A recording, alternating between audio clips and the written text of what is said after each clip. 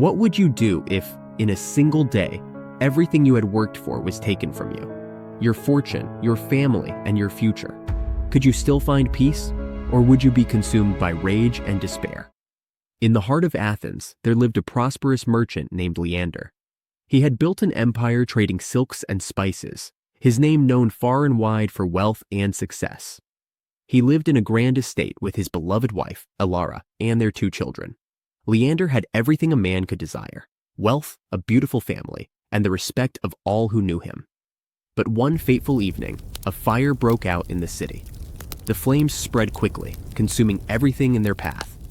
By the time the fire reached Leander's estate, there was nothing he could do. He watched helplessly as his home, his warehouses, and all his wealth were reduced to ashes.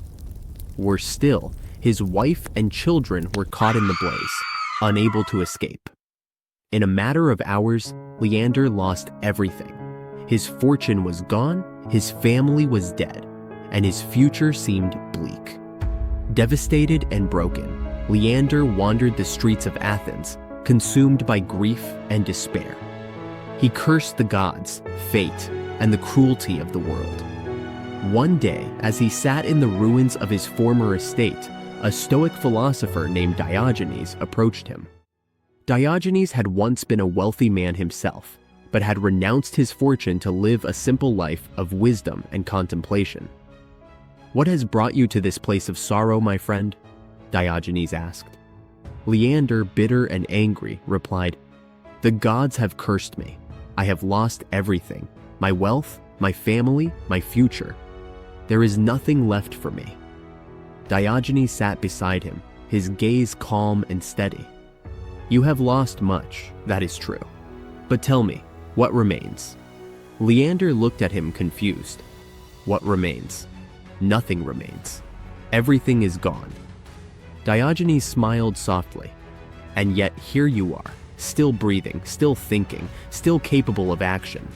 You have lost your possessions and your loved ones, but you have not lost yourself." Leander shook his head. "How can I live without them? How can I find peace in a world that has taken everything from me?" Diogenes placed a hand on his shoulder. "The Stoic way teaches us that peace does not come from what we possess or what we love. It comes from within. You cannot control the fire that took your family or the misfortune that befell your wealth, but you can control how you respond.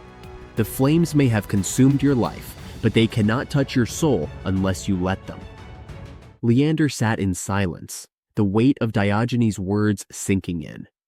For weeks, he had been consumed by grief and anger, but now, for the first time, he realized that his suffering came not from the loss itself, but from his attachment to what he had lost. In the days that followed, Leander began to rebuild his life, not with wealth or material possessions, but with wisdom and inner strength. He dedicated himself to the teachings of Stoicism, finding solace in the understanding that life's events are beyond our control, but our reactions to them are entirely within our power. Years later, Leander was no longer the wealthy merchant he once was, but he had found a deeper kind of peace, one that could not be shaken by fire, loss, or misfortune. Life is unpredictable, and we will all face loss and tragedy at some point. Stoicism teaches us that while we cannot control external events, we can control our internal responses. Leander's story reminds us that true peace and strength come from within, not from the possessions or people we hold dear. When we learn to detach from what we cannot control and focus on cultivating our inner resilience, we find a peace that no external force can take away. I'll end by leaving you with famous words from Charles Swindoll. "We can't change the inevitable, but we can change how we respond. After all, life is 10% what happens to you and 90% how you react."